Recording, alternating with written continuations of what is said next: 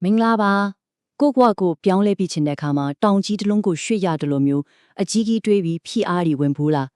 းတကယ်တော့လေကြီးမားတဲ့အပြောင်းလဲတွေအတွက်အဲ့ဒီလောက်ကြီးမားတဲ့စူးစမ်းမှုတွေမလိုအပ်ပါဘူးတင်းငယ်ပြီးနေတိုင်းလုံနေတဲ့အရာလေးတွေကပဲရာအောင်လုံးကိုပြောင်းလဲပေးနိုင်တယ်ဆိုတာကိုဒီနေ့ကျွန်တော်တို့အတူတူလေ့လာကြည့်ကြရအောင်ဆိုတော့ဒီမျိုးကကျွန်တော်တို့အားလုံးတွေးဖူးကြမှာမှကိုတိုးတဲ့ချင်ပြီဆိုတာနဲ့တခါတည်းမဲ့အရာရာကိုပြောင်းလဲပြရမယ်ဆိုတဲ့ခံစားချက်မျိုးက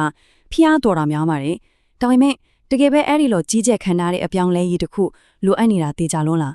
းတကယ်တော့ဖေးရမလွဲပါဘူးအထူးကတော့ချက်ကဘာလဲဆိုတော့နေ့တိုင်းမှာ100ခိုင်နှုန်းလေးပဲဟုတ်ပါတယ်100ခိုင်နှုန်းလေးပဲပိုကောင်းလာဖို့အာရုံစိုက်ဖို့ပါပဲကဲဒီ100ခိုင်နှုန်းလေးကဘလောက်တောင်အစွမ်းထက်တယ်လဲဆိုတော့ကြည့်ရအောင်နေ့တိုင်း100ခိုင်နှုန်းပိုကောင်းအောင်လုပ်ယုံနဲ့တနေ့ပြည့်တဲ့ခါမှာလေမူလထက်အဆက်30ခုစတောင်ပိုကောင်းတဲ့လူတစ်ယောက်ဖြစ်လာနိုင်ပါတယ်မယုံနိုင်စရာပဲနော်ဒါပေမဲ့ဒါဟာတိုးဝါချင်းရဲ့စွမ်းအား compounding effect လို့ခေါ်တဲ့အစွမ်းမော်ဟုတ်ပြီဒီလိုဆိုရင်ဒီတေးသေးမွားမွားအပြောင်းလဲတွေကိုဘယ်ကနေစရမလဲဘယ်လိုလုပ်ရမလဲပေါ့တော့ချက်ကတော့ကျွန်တော်တို့ရဲ့အလေးကျင့်ဒီနောက်ွယ်ကအခြေခံစစ်တူနားလည်ဖို့ပါပဲအဲ့ဒီစစ်တင်ကိုသာသဘောပေါက်သွားရင်အရာအလုံးကိုကိုယ့်အတွက်အကျိုးရှိအောင်ဖန်တီးလို့ရတော့ပါပြီအလေးကျင့်ဆိုတာပါလေအစင်လေးစင်ပါတဲ့တန်တရားပေါ့ဆိုတော့ကျွန်တော်တို့ရဲ့အလေးကျင့်ဒီ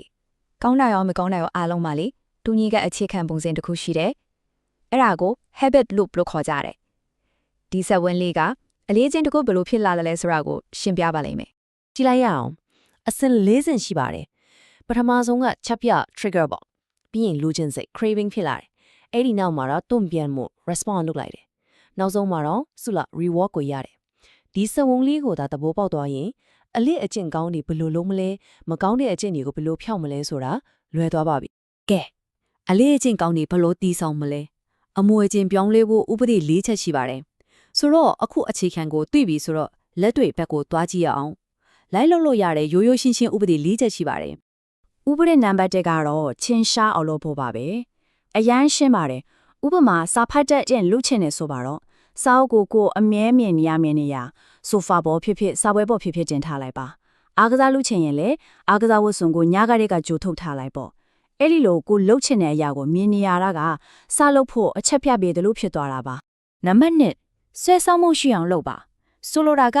ကိုလှုပ်ချင်တဲ့အလေးအကျင့်ကိုကြိုက်တဲ့အရာတစ်ခုနဲ့တွဲလိုက်တာမျိုးပေါ့ဥပမာလေ့ကျင့်ခန်းလုပ်ရတာကိုတိတ်မကြိုက်ဘူးဆိုရင်ကိုအရန်ကြိုက်တဲ့သချင်းတွေဖွင့်ရင်လှုပ်ချတာဒါမှမဟုတ်စိတ်ဝင်စားစရာ podcast တစ်ခုနားထောင်ရင်လှုပ်တာမျိုးဆိုရင်အဲ့ဒီအလုပ်ကပိုပြီးဆွဲဆောင်မှုရှိသွားနံပါတ်3ကတော့လွယ်ကူအောင်လုပ်ဖို့ပါပဲဒါကအရင်အရေးကြီးတယ်အစကတည်းကအကြီးကြီးတွေမလုပ်ပါနဲ့ပြည့်စုံဖို့မလိုဘူးအဓိကဆက်လုံးဖြစ်ဖို့ပဲ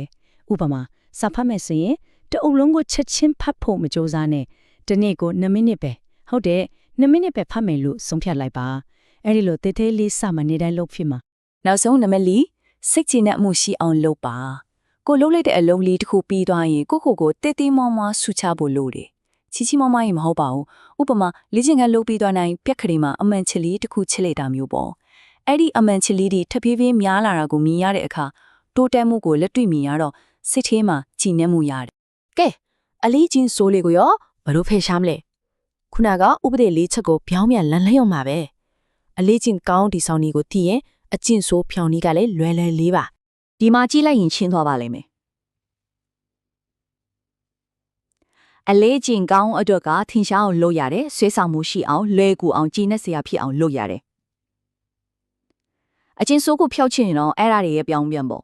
့ဥပမာဖုန်းသုံးတာများတဲ့အကျင့်ကိုဖျောက်ချင်တယ်ဆိုရင်ဖုန်းကိုတခြားခန်းထဲမှာထားလိုက်တာမျိုးနဲ့မမြင်အောင်လုပ်ထားလိုက်ပါ